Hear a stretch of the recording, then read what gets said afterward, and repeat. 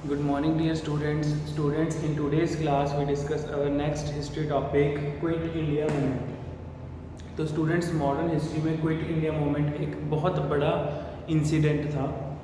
Quit India movement क्यों होता है, इसके पीछे मैं आपको थोड़ा सा लॉजिक समझाता हूँ। भारत छोड़ो आंदोलन, गांधी जी ने ये जो मूवमेंट शुरू किया, गांधी जी ने करो या मरो का नारा दिया, या आप ये कह सकते हो क्विट इंडिया मूवमेंट रेजोल्यूशन जो है ये कांग्रेस पार्टी ने जो पास किया, इसके पीछे क्या लॉजिक था, अभी तक क्यों नहीं क्विट इंडिया मूवमेंट हुआ। तो स्टूडेंट्स, बेसिकली जो सेकेंड वर्ल्ड वॉर का टाइम पीरियड है, अगर मैं आपको थोड़ा सा एक हिंट दूँ तो जो सेकेंड वर्ल्ड वॉर हुई थी इसका टाइम पीरियड था 1939 से लेकर 1945 के बीच। इस दौरान जो सेकेंड वर्ल्ड वॉर चली थी जिसमें कि इंग्लैंड भी पार्टिसिपेट कर रहा था, और इंग्लैंड के साथ साथ इंग्लैंड का सपोर्ट इंडिया भी कर रहा था, ठीक है। इन दिस इंडिया जो सपोर्ट कर रहा था in the sense Indian soldiers को, जो आप कह सकते हो जो भारत के सिपाही थे ब्रिटिश आर्मी में, उनको यूज़ किया जा रहा था। तो इस चीज़ का फ़ायदा देखते हुए कि अभी सेकेंड वर्ल्ड वॉर चल रही है और अभी इंग्लैंड जो है बिज़ी है इस वर्ल्ड वॉर में, तो हमें अब अंग्रेज़ों से आज़ादी लेनी चाहिए, ये बिल्कुल सही टाइम आ चुका है। तो स्टूडेंट्स, आप ये कह सकते हो कि सेकेंड वर्ल्ड वॉर जो है वो इंडिया के लिए हुई थी, कि आफ्टर सेकेंड वर्ल्ड वॉर जो ब्रिटिशर हैं वो इंडिया को छोड़ के चले गए थे, ठीक है। एक ये भी आप पॉइंट कह सकते हो। तो all India Congress committee meet at Bombay. हाँ जी स्टूडेंट्स, यहाँ पर ध्यान दो कि कहाँ पर कांग्रेस पार्टी की मीटिंग हो रही है, बॉम्बे में। बहुत इंपॉर्टेंट है, क्वेश्चन डायरेक्ट बन सकता है कि क्विट इंडिया मूवमेंट जो रेजोल्यूशन कांग्रेस पार्टी ने पास किया था अपने किस सेशन में किया था। एट बॉम्बे ऑन 8 अगस्त 1942, ये क्वेश्चन एग्जाम में पूछा गया है, ठीक है जी, कि क्विट इंडिया मूवमेंट रेजोल्यूशन कब पास हुआ था। तो 8 अगस्त 1942 को जो है कांग्रेस पार्टी की मीटिंग होती है, जहाँ पर कि ये बात कंफर्म कर दी जाती है कि अब हमें भारत छोड़ो आंदोलन चलाना चाहिए। ये जो क्विट इंडिया मूवमेंट है वो अगर हम चलाएंगे तो उस बिहाफ पे इंडिया से अंग्रेज देश छोड़कर जा सकते हैं, ठीक है जी। तो they pass the quit India resolution, ठीक है। So started with non violence mass struggle under Gandhi ji leadership. तो स्टूडेंट्स, ऐसा कहा जाता है कि ये जो क्विट इंडिया मूवमेंट है ये गांधी जी के, आप कह सकते हो, नेतृत्व में, गांधी जी की अगुवाई के नीचे, ठीक है, पूरे इंडिया में मास लेवल पे शुरू हो चुका था। और इसके मेन लीडर उस टाइम पे महात्मा गांधी जी ही थे। गांधी जी ने कहा कि ये सही समय है, अंग्रेज जो है हमारा इतना मिसयूज़ कर चुके हैं कि अब हमें अंग्रेज़ों से आज़ादी लेने में पीछे नहीं हटना चाहिए, ये हमारे पास टाइम है। अंग्रेज खुद सेकेंड वर्ल्ड वॉर में बिजी हैं, ठीक है, उनके सारे रिसोर्सेज वहाँ पे यूज़ हो रहे हैं, ठीक है। तो अब जो है हमें अंग्रेज़ों से लड़के आज़ादी लेनी चाहिए। लड़के in the sense, Gandhi ji कहते थे कि अपने को एकदम पीसफुली जो है मास स्ट्रगल करना है, ठीक है। तो चलो इस पॉइंट पे आते हैं। तो यहाँ पर डू और डाई का नारा दिया गया था। इसको वर्धा प्रपोजल के नाम से भी जाना जाता है क्विट इंडिया मूवमेंट को, और इसे लीडरलेस रिवोल्ट भी कहा गया है। लीडरलेस रिवोल्ट क्यों कहा गया है? क्योंकि स्टूडेंट्स, इस क्विट इंडिया मूवमेंट में तकरीबन पूरे भारत के लोग मास लेवल पे, मतलब कि मिलियंस ऑफ पीपल आप कह सकते हो, इस क्विट इंडिया मूवमेंट के साथ आके जुड़े, और इसका कोई एक चेहरा नहीं था, बहुत सारे लीडर्स थे, ठीक है, अपने अपने लेवल पे काम कर रहे थे, और बहुत सारे लोगों का योगदान बहुत ज़्यादा था, जो वुमेन्स थी, औरतों का योगदान, बच्चों का योगदान, जो स्कूल कॉलेज जाने वाले स्टूडेंट्स थे, उन्होंने भी इस क्विट इंडिया मूवमेंट में पार्टिसिपेट किया। लोगों ने स्कूल कॉलेज जाना बंद कर दिया और वो क्विट इंडिया मूवमेंट में पार्टिसिपेट करने लग गए। लेडीज़ बहुत बड़े लेवल पे, मतलब कि वुमेन्स का बहुत बड़ा रोल था, ठीक है। बॉम्बे में सोशलिस्ट पार्टी की अरुणा आसफ अली, ठीक है, उन्होंने बहुत बड़े लेवल पे क्विट इंडिया मूवमेंट में पार्टिसिपेट किया था। तो स्टूडेंट्स, एक बहुत इंपॉर्टेंट पॉइंट है कि डू और डाई का नारा किसने दिया था? गांधी जी ने, कि करो या मरो, अब तो हमें हर हाल में जो है अंग्रेजों से आज़ादी लेनी है। Underground revolutionary activities also started by Jayaprakash Narayan. तो जयप्रकाश नारायण जो थे ये एक आप कह सकते हो कि रेवोल्यूशनरी एक्टिविस्ट लीडर थे, जो अंग्रेज़ों के खिलाफ आप कह सकते हो जो एक एक्सट्रीम लेवल पे फाइट लड़ रहे थे। ठीक है, अंग्रेज़ों के ऊपर अटैक्स करवाना, अंग्रेज़ों को भारत से निकालने के लिए अलग अलग प्लान्स बनाना। ठीक है, तो वो थे जयप्रकाश नारायण। तो जयप्रकाश नारायण अपने लेवल पे काम कर रहे थे। ऐसे ही मैंने स्टूडेंट्स आपको बताया अरुणा असफ अली, तो इसमें जो वुमेंस की आप कह सकते हो मेन लीडर थी अरुणा असफ अली एंड उषा मेहता, ये अपने लेवल पे जो है मूवमेंट को लीड कर रही थी। और बिहार में राम मनोहर लोहिया जो है ये भी बहुत बड़े सोशल एक्टिविस्ट, सोशल लीडर थी। ठीक है, राम मनोहर लोहिया के नाम से दिल्ली में हॉस्पिटल भी है, तो ये वही राम मनोहर लोहिया हैं जिन्होंने क्विट इंडिया मूवमेंट में अपने स्टेट में बिहार में जो है बहुत बड़े लेवल पे पार्टिसिपेट किया। तो इसका मतलब ये है स्टूडेंट्स कि लगभग इंडिया के हर स्टेट से मास लेवल पे, बहुत बड़े लेवल पे लोग जो हैं क्विट इंडिया मूवमेंट को सपोर्ट कर रहे थे। आगे नेक्स्ट पॉइंट है स्टूडेंट्स, अगर मैं आपको बताऊं कि बहुत सारे लीडर्स को, जो कांग्रेस पार्टी के लीडर थे, जैसे जवाहरलाल नेहरू को अंग्रेजों ने अरेस्ट करके जेल में डाला हुआ था। बहुत सारे ऐसे लीडर थे उस टाइम पर जिनको जेल भी हुई थी। तो क्विट इंडिया रेजोल्यूशन को दबाने की भी अंग्रेजों ने कोशिश की थी, और बदले में बाद में क्विट इंडिया मूवमेंट जो थी ये एक आप कह सकते हो एक एग्रेसिव मूवमेंट बन जाती है। मतलब कि जहां गांधी जी ने इसको शांतमय तरीके से नॉन वायलेंस पीसफुली स्टार्ट किया था, वहीं कुछ ऐसे एक्टिविस्ट लीडर्स थे अरुणा असफ अली, जयप्रकाश नारायण, ठीक है, तो इन्होंने जो है आप ये कह सकते हो मास लेवल पे लोगों को अंग्रेज़ों के विरुद्ध डायरेक्ट एक्शन लेने के लिए, अपनी बात उठाने के लिए, ठीक है, तो बहुत बड़े लेवल पर लोगों को जो है सपोर्ट किया। और ये जो मूवमेंट है बाद में थोड़ा सा आप कह सकते हो कि नॉन वायलेंट हो चुकी थी। ठीक है, जिस चीज़ को लेके गांधी जी ने जो है फास्ट किया था, गांधी जी अनशन पे चले गए थे 10 फेब से लेके 7 मार्च तक 1943 में। ठीक है, गांधी जी ने 21 दिन का उपवास रखा था, 21 डेज तक उन्होंने जो है ये अनशन किया था। इस चीज़ को लेके बहुत ज़्यादा दुखी थे। ठीक है, तो ये इंपॉर्टेंट पॉइंट है स्टूडेंट्स की क्विट इंडिया मूवमेंट जो रेजोल्यूशन पास होता है उसके बाद से ही अंग्रेज जो है हमारे देश को छोड़ने की अपने कुछ प्रस्ताव रखते हैं, उसके बाद ही अंग्रेज जो है हमारे देश को छोड़ने की कुछ बात करते हैं। जैसे कि क्रिप्स मिशन 1942। क्रिप्स मिशन क्या है स्टूडेंट्स, आपको इसके बारे में पता होना चाहिए। तो क्रिप्स मिशन कुछ नहीं था, एक अंग्रेज अफसर का नाम था सर स्टैनफोर्ड क्रिप्स। ये इंग्लैंड की पार्लियामेंट से भारत आता है और इंडिया आके कहता है कि मैं इंडिया को एक प्रॉपर डोमिनियन स्टेटस प्रोवाइड कराने आ रहा हूँ। इंडिया की जितनी भी प्रोविंशियल स्टेट्स हैं, मतलब जो भी अपने राज्य चल रहे हैं, जो प्रिंसली स्टेट्स हैं और जो स्टेट्स अंग्रेजों के अंडर चल रहे हैं, उन सबको हम डोमिनियन स्टेटस प्रोवाइड करने आए हैं।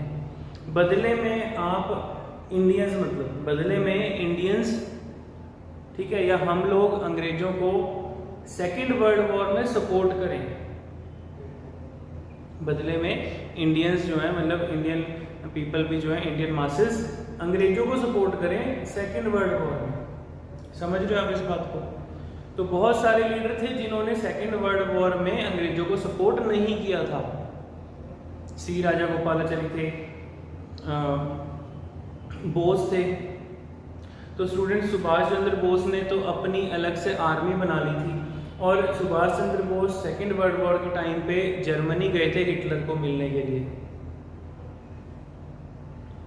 इंग्लैंड के ऊपर ऐसी सिचुएशन हो गई थी कि जर्मनी के जो फाइटर प्लेन्स थे वो हर रोज इंग्लैंड के ऊपर जाकर बमबारी करके वापस आ जाते थे।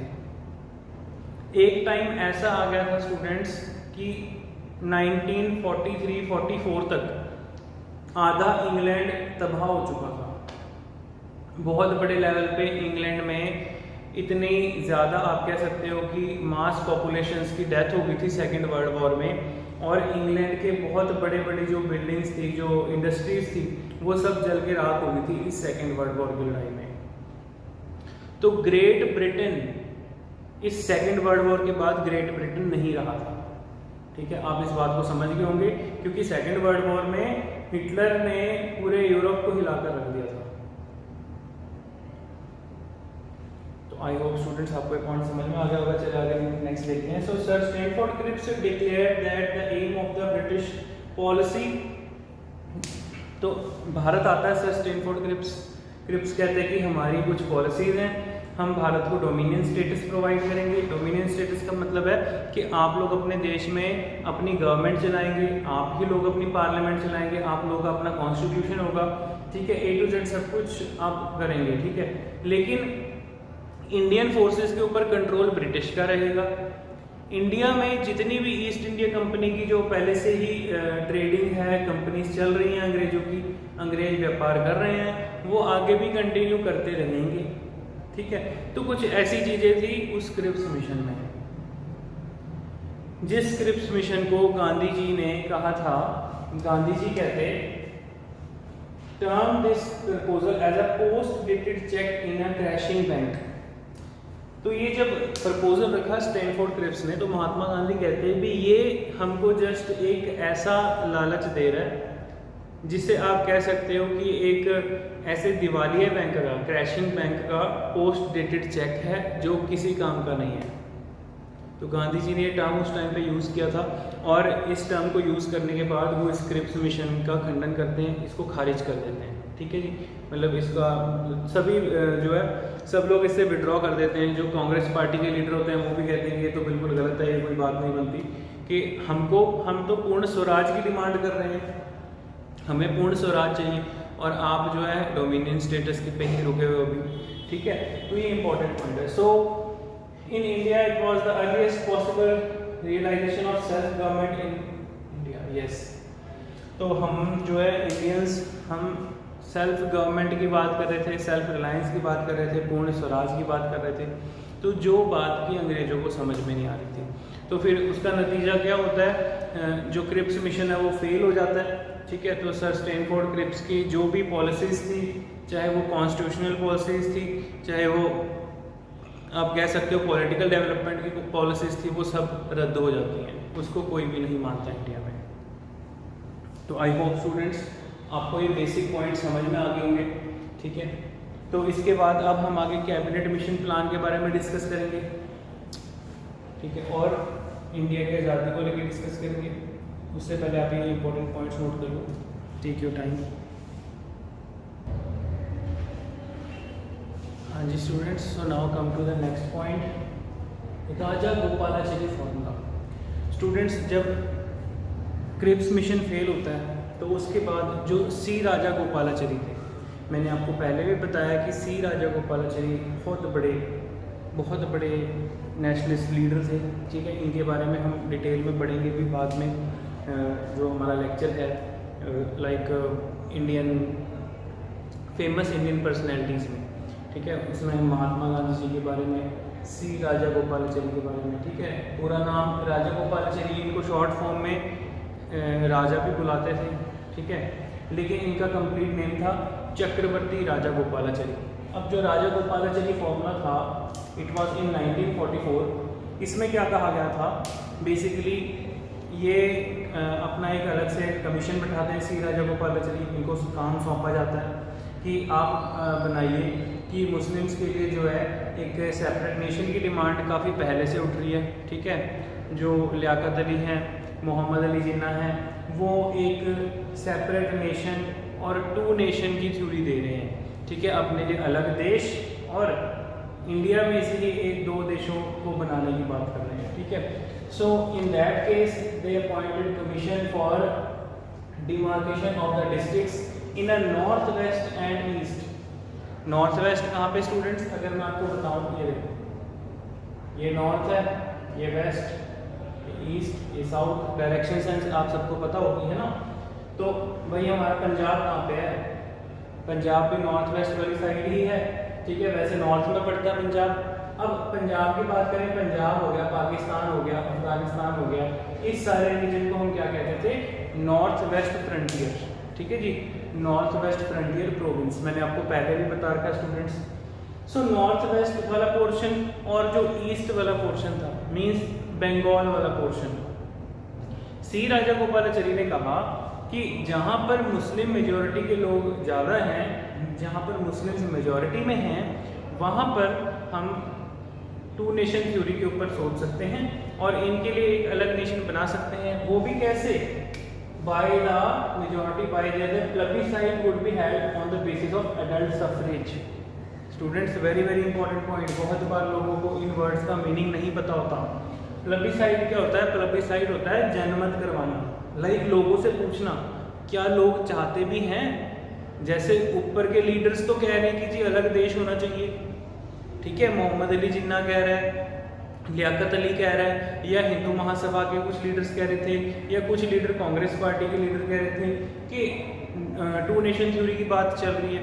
क्या लोग चाहते हैं, जनता चाहती है, तो प्लेबिसाइट कराया जाए और प्लेबिसाइट के बाद एडल्ट सफरेज के बेसिस पे, लाइक कि जो लोग अडल्ट हैं, लाइक जो 18 ईयर से ऊपर के हैं। पहले एडल्ट सफरेज की डेफिनेशन अलग थी, पहले 21 साल से उम्र वाला ऊपर की एज वाला पर्सन, 21 साल से ऊपर की उम्र वाला व्यक्ति ही वोट डालने का राइट रखता था। फिर बाद में राजीव गांधी के टाइम पे इसको चेंज करके 18 साल कर दिया गया। आपको पता होना चाहिए कि वोटिंग एज जो है वो 18 ईयर्स है। सो 18 ईयर ओल्ड पर्सन जो है वो यूनिवर्सल एडल्ट फ्रेंचाइजी में आता है, ठीक है जी। तो एडल्ट सफरेज में आ गई बात कि लोगों से पूछा जाए, उनसे वोटिंग कराई जाए, उनसे जनमत कराया जाए, तब जाकर उनसे राय ली जाए। लेकिन जिन्ना इसके खिलाफ था। जिन्ना कहता है कि हमने ऑलरेडी जो है अगर टू नेशन थ्योरी की बात हम कर बैठे हैं, हम सब कुछ सारा का सारा डिज़ाइन बना बैठे हैं, तो कहते हैं आप क्यों बीच में इंटरफेयर कर रहे हो, ठीक है। तो ये राजा गोपालाचारी फॉर्मूला था, आपको पता होना चाहिए कि क्या था। श्री राजा गोपालाचारी कौन थे? बहुत बड़े लीडर थे, जैसे महात्मा गांधी जी पूरे नॉर्थ इंडिया में, ठीक है, वैसे ही साउथ इंडिया में श्री राजा गोपालाचारी बहुत बड़े लीडर थे। इन्होंने अपने लेवल पे साउथ इंडिया में सिविल डिसोबिएंट मूवमेंट भी चलाया था, ठीक है जी। नेक्स्ट है स्टूडेंट्स शिमला कॉन्फ्रेंस।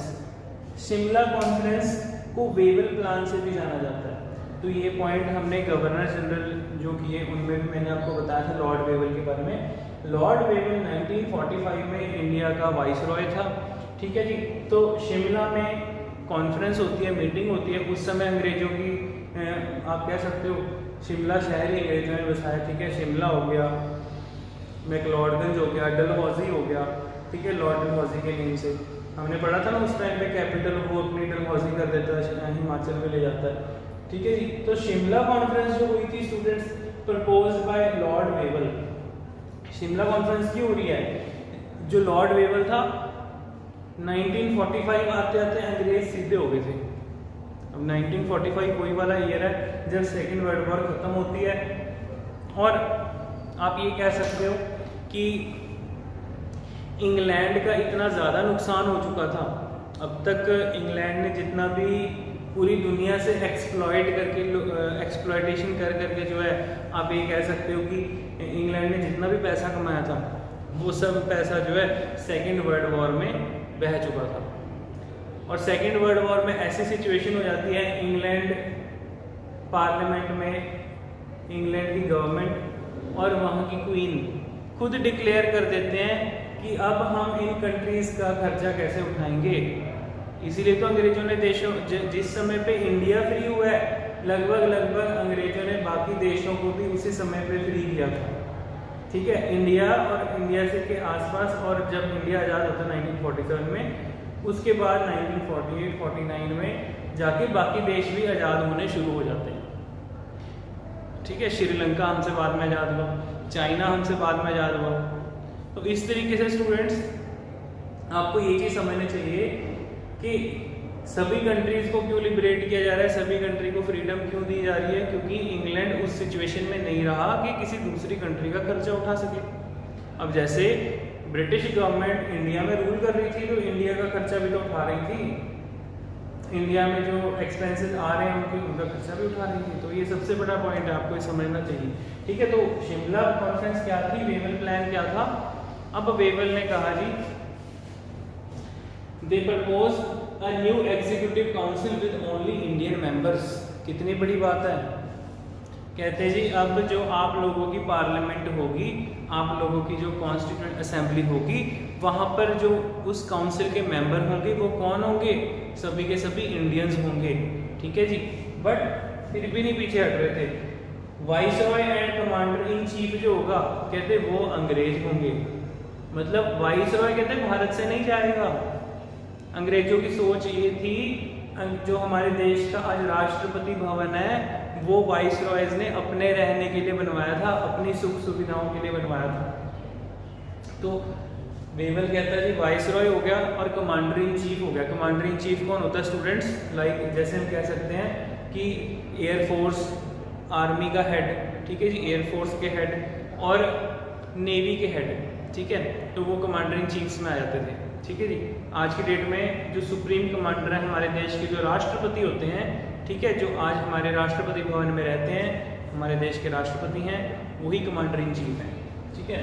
तो कमांडर इन चीफ और वाइसरॉय जो है कहते हैं वो नहीं देश से जाएंगे एंड उनके पावर बनी रहेगी, ठीक है। सो जो इंडियन मेंबर्स हैं वो एग्जीक्यूटिव काउंसिल के मेंबर होंगे, ठीक है, and viceroy and commander in chief would only the non Indian members of the council. और काउंसिल में सिर्फ 2 ही नॉन इंडियन मेंबर होंगे, एक तो वाइसरॉय बैठ सकेगा और कमांडर इन चीफ बैठ सकेगा, बाकी सब इंडियन होंगे, आप ही लोग अपने देश को चलाओगे, ठीक है जी। तो ऐसा उस टाइम पे अंग्रेजों ने कहा, लेकिन ये शिमला कॉन्फ्रेंस फेल हो गया, ठीक है जी, शिमला कॉन्फ्रेंस भी फेल हो गया क्योंकि ये प्रस्ताव उनको मंजूर नहीं था। उसके बाद भारत भेजते हैं जी cabinet mission plan. Clement Attlee Bharat भेजता है 3 बड़े ऑफिसर्स को 1946 में, Patrick Lawrence, sir Stafford Cripps, A V Alexander. तो स्टूडेंट्स ये क्वेश्चन एज इट इज पूछा गया कि जो कैबिनेट मिशन प्लान है उसमें भारत कौन कौन से अंग्रेज ऑफिसर्स को पार्लियामेंट से, ब्रिटिश पार्लियामेंट ने भेजा था या ब्रिटिश प्राइम मिनिस्टर ने भेजा था, ठीक है, ऐसे भी आगे क्वेश्चन बन सकता है। तो आपको नाम पता होना चाहिए, Patrick Lawrence, Stafford Cripps, A V Alexander. They came India for negotiate and peacefully transfer of power to Indians। कहते जी ये भारत आते हैं, समझौते की बात करने के लिए आते हैं और सारी की सारी पावर्स इंडियंस को ट्रांसफ़र करने की बात करने के लिए आते हैं। अब अंग्रेज कह रहे थे कि हम भारत से अपनी सारी सेटलमेंट्स जो हैं इंडिया में छोड़कर चले जाएंगे, ठीक है, इतने तक टाइम दे दिया था कि जी 1947 तक, अगले आने वाले 1 साल तक हम देश छोड़कर चले जाएंगे और आपको अपनी इंटीरियम गवर्नमेंट बना लेनी चाहिए, आपको अपने देश को चलाना आ जाना चाहिए। लेकिन सबसे बड़ी प्रॉब्लम होती है कि ये कैबिनेट मिशन प्लान भी फेल हो जाता है क्योंकि मुस्लिम लीग के लीडर्स, मुस्लिम पार्टी के लीडर्स मोहम्मद अली जिन्ना और उनके कुछ और समर्थक इस कैबिनेट मिशन प्लान से नामंजूर रहते हैं। कहते जी कैबिनेट मिशन प्लान ने मुस्लिम्स के लिए तो कोई बात ही नहीं की, कैबिनेट मिशन प्लान ने तो ये कहा ही नहीं कि उनके लिए एक अलग नेशन होना चाहिए, उनका एक separate constitution, separate constituent assembly होनी चाहिए, ये कुछ तो बात वो कर ही नहीं रहे हैं। तो अब इस बात को लेते हुए कैबिनेट मिशन प्लान को अब बेसिकली अगर कैबिनेट मिशन आया भारत तो मुस्लिम लीग की भी मंजूरी ज़रूरी है, कांग्रेस पार्टी की मंजूरी ज़रूरी है क्योंकि उस टाइम पे दोनों डोमिनेंट पार्टीज थी, ठीक है, और अगर एक पार्टी ने वोट नहीं डाला तो मतलब मंजूरी नहीं दी जाएगी उस चीज़ को, ठीक है। तो 2 नेशन थ्योरी पे ही अड़े हुए थे, ठीक है। इवन मोहम्मद अली जिन्ना चाहता था या तो अगर देश का पहला प्रधानमंत्री मुझे बनाया जाए, ठीक है, पावर्स जो है मुस्लिम लीग को दी जानी चाहिए ज़्यादा, इक्वलेंट पावर डिवाइड हो, कांग्रेस पार्टी को भी बराबर की पावर दी जाए, मुस्लिम लीग को भी बराबर की पावर दी जाए। लेकिन इन बातों को लेके जो है अंग्रेज समझ गए कि जी ये लोग ऐसे नहीं मानेंगे, तो ये कैबिनेट मिशन प्लान भी फेल हो जाता है और भारत से ये तीनों चले जाते हैं। अंडरस्टैंड स्टूडेंट्स, आपको आई थिंक क्लियर हो गया होगा बेसिक पॉइंट, ठीक है कि आपको इनके नेम पता होने चाहिए। देन उसके बाद जब ये इंसिडेंट होता है तो मोहम्मद अली जिन्ना जो था वो जिन्ना अपना डायरेक्ट एक्शन प्लान करता है 16 अगस्त 1946 को। स्टूडेंट्स डायरेक्ट एक्शन प्लान क्या था? बेसिकली 293 सीट्स में से 209 से भी ज़्यादा सीटें जो है कांग्रेस पार्टी ले जाती है, ठीक है, और उसके बाद होता क्या है, मोहम्मद अली जिन्ना सभी मुस्लिम्स को इस चीज़ की एग्रेशन में ले आता है, कहता है देखो कांग्रेस पार्टी नॉमिनेट कर रही है हम लोगों को, ठीक है, हमसे ऊपर उठ रही है, ठीक है, तो हमको जो है डायरेक्ट एक्शन प्लान करना चाहिए, अपनी डिमांड्स को, अपनी जो हमारी मांगे हैं उनको मनवाना चाहिए। तो उस चीज़ को लेकर जिन्ना जो है डायरेक्ट एक्शन प्लान करता है 16 अगस्त 1946 को। और इस डायरेक्ट एक्शन प्लान में क्या था स्टूडेंट्स, कैलकाटा जैसे कई सारे, कलकत्ता में बहुत बड़े लेवल पे, जैसे बंगाल बहुत बड़ा रीजन था, मैंने आपको पहले बताया, ठीक है, तो जो नया ईस्ट बंगाल बना था और जो अपनी इंडिया की स्टेट है वेस्ट बंगाल, स्पेशली बंगाल की कई सारी स्टेट्स में, और उनमें से भी सबसे ज़्यादा कलकत्ता में कई प्लेसेस पे रिवॉल्ट्स शुरू हो चुके थे, कई प्लेसेस पे दंगे शुरू हो चुके थे। तो डिमांड यही थी कि सेपरेट नेशन दो, ठीक है, एक अलग कंट्री की बात हो रही थी। देन उसके बाद भारत भेजा जाता है माउंटबेटन को, लॉर्ड माउंटबेटन। माउंटबेटन प्लान से फेमस था, इसको 3 जून प्लान के नाम से भी जाना जाता है। 3 जून प्लान क्यों, 3 जून को जो है माउंटबेटन जब भारत आता है तो 3 जून को जो है 2 नेशन थ्योरी के लिए, ठीक है, सर रेडक्लिफ, जो रेडक्लिफ अंग्रेज अफसर था, उसको कहता है जी आप बनाओ, बाउंड्री बनाओ प्रॉपर, इस मैप इंडिया के मैप में से कैसे अलग नेशन बनने चाहिए, इस चीज़ की बात होती है, ठीक है। So Lord Mountbatten was the last viceroy of India. Lord Mountbatten देश का आखिरी वाइसरॉय, और जब देश आज़ाद होता है उस टाइम पे भी इंडिया का वाइसरॉय यही होता है, और फ्री इंडिया का पहला वाइसरॉय भी आप कह सकते हो। कौन था, Mohammad Ali Jinnah. Then Mohammad Ali Jinnah, Lord Mountbatten, ठीक है। मोहम्मद अली जिन्ना जो था वो जब पाकिस्तान बनता है तो पाकिस्तान का गवर्नर जनरल नियुक्त होता है। First governor general of Pakistan जो था वो मोहम्मद अली जिन्ना था, और लियाकत अली जो है वो प्राइम मिनिस्टर होता है, ठीक है। तो कई बार बच्चों को कन्फ्यूजन रहती है कि मोहम्मद अली जिन्ना जो था, जैसे जवाहरलाल नेहरू इंडिया के प्राइम मिनिस्टर बने थे, तो जो जिन्ना था वो पाकिस्तान का प्राइम मिनिस्टर बना था, ठीक है। तो प्राइम मिनिस्टर नहीं बना था, ठीक है, 6 महीने के लिए जो है 6-8 महीने के लिए वहाँ का वाइसरॉय कह सकते हो, या गवर्नर जनरल प्रॉपरली कह सकते हो। तो पहला गवर्नर जनरल पाकिस्तान का मोहम्मद अली जिन्ना बनता है, फ्री जब एक अलग नेशन बनाया जाता है। तो ये अलग सेपरेट नेशन की थ्योरी जो है बहुत पहले से चल रही थी, अभी आपको क्लियर हो गया स्टूडेंट्स। और सेकंड थिंग, जो इंडिया एंड पाकिस्तान के बीच में जो बाउंड्री लाइन बनती है, उस बाउंड्री का नेम आपको पता होना चाहिए, रेडक्लिफ लाइन, ठीक है जी। अब जैसे कि इधर बन गया था आपका, ये हो गया था आपका वेस्ट पाकिस्तान, और इस साइड आपका था ईस्ट पाकिस्तान, ठीक है। तो ईस्ट पाकिस्तान इधर था, वेस्ट पाकिस्तान उधर था। इस एरिया में भी मुस्लिम मेजॉरिटी में थे, यहाँ पे भी मुस्लिम मेजॉरिटी में थे। तो जहाँ पर मुस्लिम मेजॉरिटी में थे उस रीजन को जो है पाकिस्तान डिक्लेयर कर दिया गया था, ठीक है। तो उसके बाद जो माउंटबेटन होता है वो कहता है जी ऑन एयर जो है डिक्लेयर कर दो। 14 अगस्त 1947 को पाकिस्तान को इंडिपेंडेंट स्टेट डिक्लेयर कर दिया जाता है, और 15 अगस्त 1947 को इंडिया को एक इंडिपेंडेंट स्टेट डिक्लेयर कर दिया जाता है, ठीक है। तो ये इंपॉर्टेंट पॉइंट है।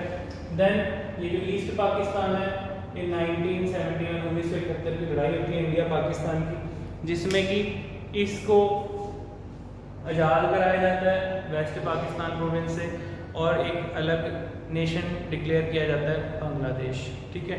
तो आपको पता होना चाहिए। तो स्टूडेंट्स ये इंपॉर्टेंट पॉइंट है, ठीक है, आप एक नोट डाउन कर लीजिए, टेक योर टाइम।